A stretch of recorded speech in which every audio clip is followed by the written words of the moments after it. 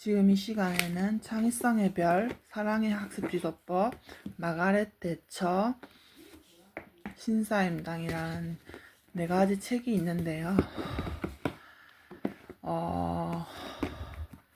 일단 마가렛 대처가 어떤 말을 했는지, 그리고 신사임당이 어떤 말을 했는지 살펴보고요.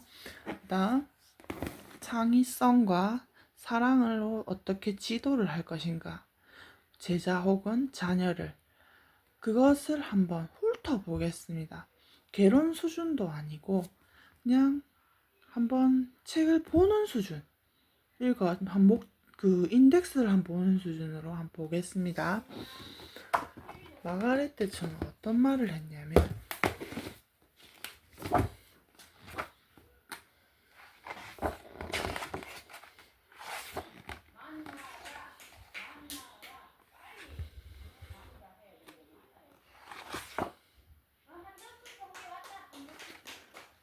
일하지 않는 노동자들이 많으면 나라는 결국 망하게 됩니다 라고 했대요. 근데 만약에 마가렛 대처가 이 말을 지금 이 시대에 한다 말이죠, 그죠? 일하지 않는 노동자들이 많으면 나라는 결국 망하게 됩니다 라고 했다고 생각합시다. 이 시대에. 그런데 보세요, 정말 대단한 분이군요. 저렇게 침착하게 자기 의견을 말하다니. 마가렛 총선거에서 또다시 최고 높은 자리인 수상으로 뽑혔어요. 영국 역사상 가장 오랫동안 집권한 수상이 된 것이지요. 사람들은 마가렛 대처를 철의 여인이라 불렀어요. 새처럼 강한 사람이란 뜻이지요. 그렇게 나라를 위해 열심히 일했던 마가렛 대처는 이 시대 가장 멋진 여성의 하나로 영원히 기억될 거예요 라고 했어요. 그런데 지금 영국 이 시대는 일거리도 많았고 먹을 것도 많았답니다. 근데 사람들이 일을 하지 않으려고 했답니다.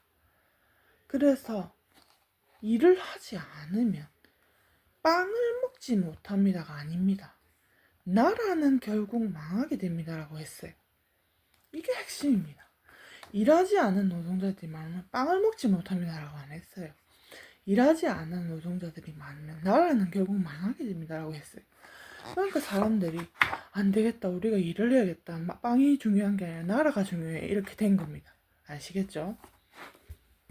신사임당 무슨 말 했는지 봅시다.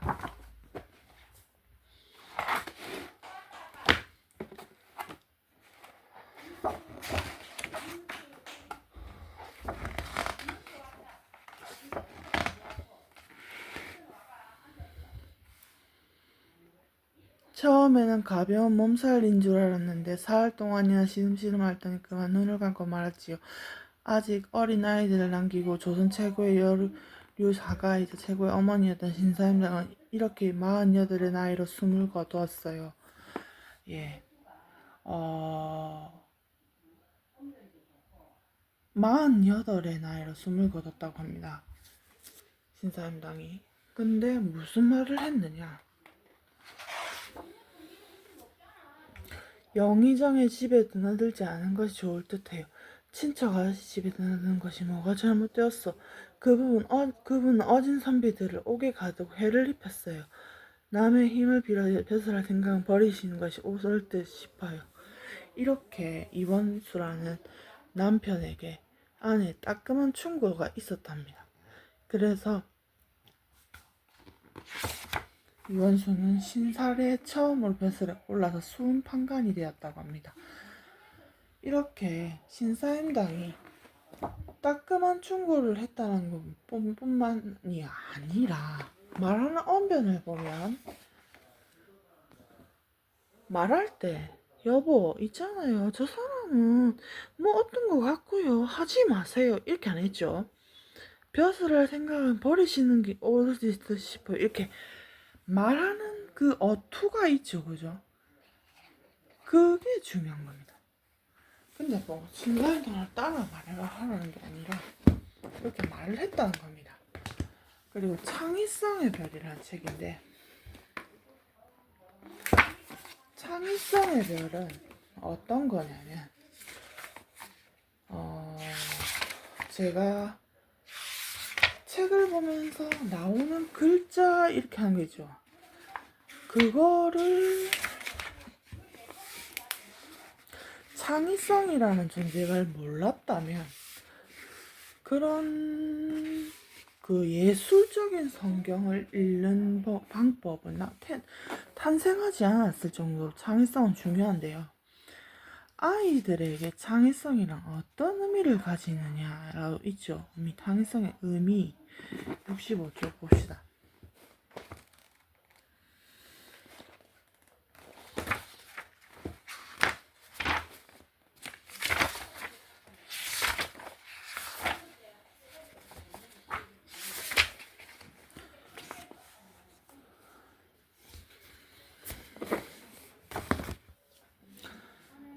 상상력, 독창성, 확산적 사고, 창조성, 발명, 직관, 모험적 사고, 창출, 탐구, 창안, 신기성, 그리고 영재성 등과 같은 유사한 용어가 많습니다. 이걸 창의성이라 하는데요. 그리고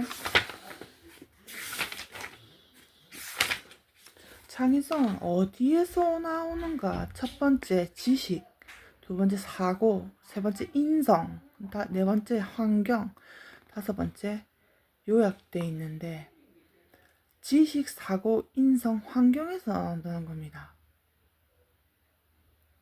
지식, 사고, 인성, 환경에서 창의성은 나오냐고 하는 겁니다. 그런데 어떻게 발휘되느냐? 창의성은 어떻게 확인하는가 돼 있죠. 창의성을 확인하는 방법이 있습니다. 286조. 본인이 확인을 해가면서 창의성을 발휘하면 되겠죠.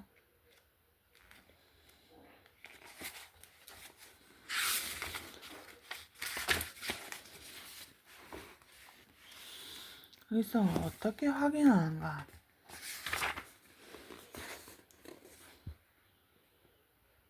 개인이 가진 잠재력을 인지하고 이를 최대한 발달시키도록 돕는다. 이게 무슨 말이냐면, 너는 처음부터는 창의성도 없고 이런 거 하지마, 이런 말을 한다거나 애한테, 아이에게 뭐 이런 거 있잖아요. 말을, 아이의 창의성을 죽이는 말이 아니라 잠재력을 인지한다는 말이 무슨 말이냐면,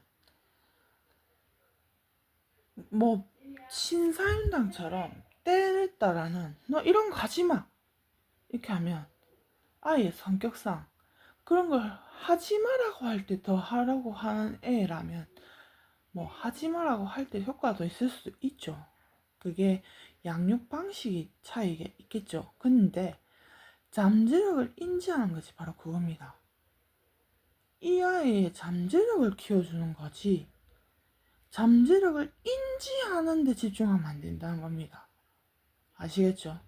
이 아이의 잠재력에 집중하는 거지, 이 아이의 잠재력을 계속 확인하는데, 인지하는데 집중하면 안 된다는 겁니다. 잠재력을 최대한 발달시키고, 그래서 인지를 한다는 겁니다. 근데 항상 잠재력을 인지하고 그만두고, 잠재력 인지하고 그만두고, 이런 단계에 머물러 있어요, 항상 사람들은. 안 된다는 겁니다. 인지하는 게 아니라 잠재력을 최대한 발달시키는데, 이 정도로 잠재력이 컸네, 확인하는 방식이 인지라는 겁니다. 인지라는 재미로 잠재력을 키우는 게 아니라 발달시키는 재미로 잠재력을 키운다는 겁니다. 이게 창의성의 확인입니다. 두 번째, 지능의 편협성과 맹신을 보완한다. 지능의 편협성. 우리 아들 머리 좋아. 우리 아들 이런 것도 깨우치네. 이런 편협성. 어렸을 때부터 깨우쳤다라는 거. 혹은 편견들. 그런 것들이 있고, 맹신. 우리 아들은 영원히 잘해. 무조건 잘해. 어떤 환경이어도 잘할 거야. 이런 걸 항상 보완해야 된다는 겁니다. 아이들에게 편협성과 맹신에 관한 가능성을 열어두면 안 된다는 겁니다. 원천적으로 봉쇄를 하고 항상 이런 것들이 부작용으로 튀어나올 경우 보완을 해야 된다는 겁니다. 어떻게 하느냐? 모난 거를 계속 마모를 시켜야 돼. 연마를 시켜야 된다는 겁니다. 내공을 길러주고. 아시겠죠?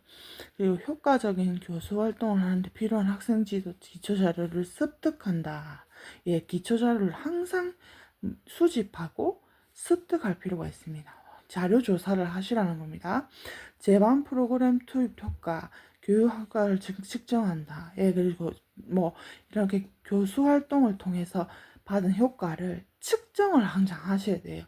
내가 이 교수를 받고 이 교수 활동을 받고 어느 정도의 교육 효과를 받았는가, 어느 정도의 효과를 얻었는가를 수치화시키는 것이 아니라 측정이라 하면 시간도 되고 뭐 날짜 계산도 됩니다. 책 권수도 되고요. 글자 수도 됩니다. 아시겠죠? 교사나 개인들이 아직 깨닫지 못하거나 이용하지 않고 있는 자료나 재능을 스스로 발견하고 돕고 나아가 상호간의 의사소통을 원활하게 한다. 네, 지금 보면은 이용하지 않고 있는 자료나 재능입니다. 깨닫지 못하거나 자료 재능, 그러니까 숨은 원석 같은 거, 보석 같은 거, 원석 같은 것들을 발견해서 그런 것들을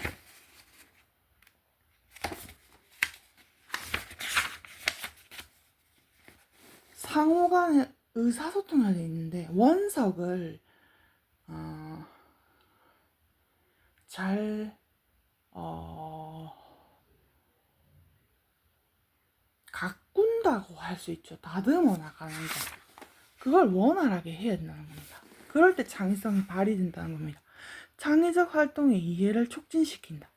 그렇죠. 학생이나 제자가 창의적 행동을 할 때, 이건 너가 창의적 행동을 했어라는 한정을 두는 것이 아니라, 이 학생이 창의적 행동을 하고 있음을 인지시키는 것이 아닙니다. 무엇이냐면, 창의성을 스스로 확인할 수 있도록 이해시키는 겁니다. 무슨 말인지 모르시겠어요? 스스로가 생산적인 행동을 했음을 이해를 촉진시킨다라고 할 수 있습니다. 아시겠죠? 창의성을 미신이나 환상으로부터 분리시킨.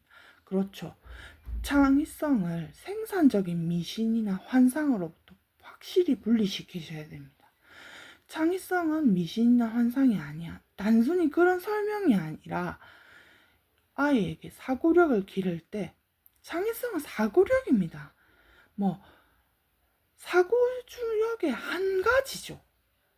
사고력은 굉장히 많습니다. 창의성도 있고 확산적 사고도 있고 수렴적 사고도 있고 발산적 사고도 있고 체계적 사고, 아까 전에 말씀드렸죠. 사고의 종류. 그런 사고의 종류 중에 하나가 창의성입니다. 개성도 있고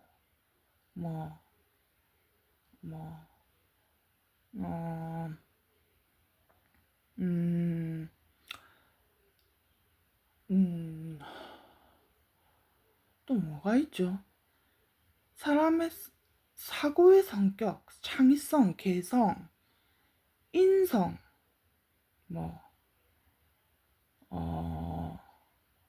적성, 그런 게 있잖아요.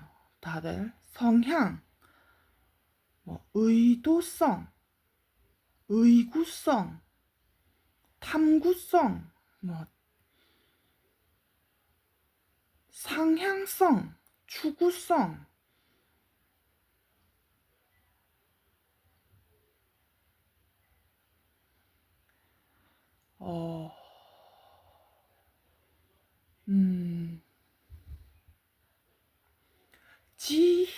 지속성, 지향성이 있는 겁니다. 그래서 미신과 환상은 분리시킬 때 지향하면 되는 겁니다. 아시겠죠? 그러면 창의성을 스스로 확인할 수 있는 단계에 이르게 되는 겁니다. 아시겠습니까? 자, 그러한 이론과 근거로 사랑의 학습 지도법 한번 읽어봅시다. 학습 지도법이라는 건데 양육할 때 태도도 해당되는 거 있습니다.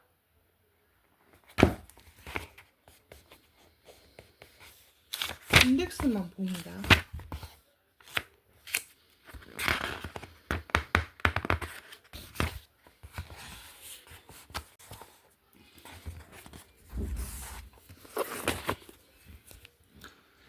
교육은 곧 사랑입니다. 교육과 사랑의 잘못된 실천 뭐 이렇게 나와 있는데 교육은 곧 사랑이죠. 아이들에게 가장 필요한 건 사랑이라고 했습니다. 그런데 저도 교육 현장에서 사랑을 주는 게 가장 행복했어요. 그리고 아이들과 함께 있을 때만 아이들에게 사랑을 주는 것이 아닙니다. 아이들을 위해 헌신하는 것이 가장 사랑의 깊은 성격입니다. 이렇게 이론이 있다는 겁니다. 뭐 교육의 성격, 사랑의 성격, 사랑을 통한 학습 지도 모형, 뭐 이렇게 학습 지도를 하면 된다. 사랑으로 뭐 그런 모형이 있다는 겁니다. 친밀감, 관심, 올바른 의사결정, 실행, 자녀의 모습을 비춰보는 마법의 거울 이렇게 있답니다. 친밀감을 가지고 관심을 가지고 올바른 의사결정을 하고 실행에 옮기는 거. 근데 중요한 것은 실행에 옮기기만 하면 되는 것이 아니라 환경을 조성해 준다는 단계에 있는데 학습에 필요한 시간을 줄여주는 환경 조성. 그러니까 환경만 계속 조성한다는 것이 아니라 환경 조성을 줄여가는 노력도 해야 된다는 겁니다. 아시겠죠? 여기까지입니다.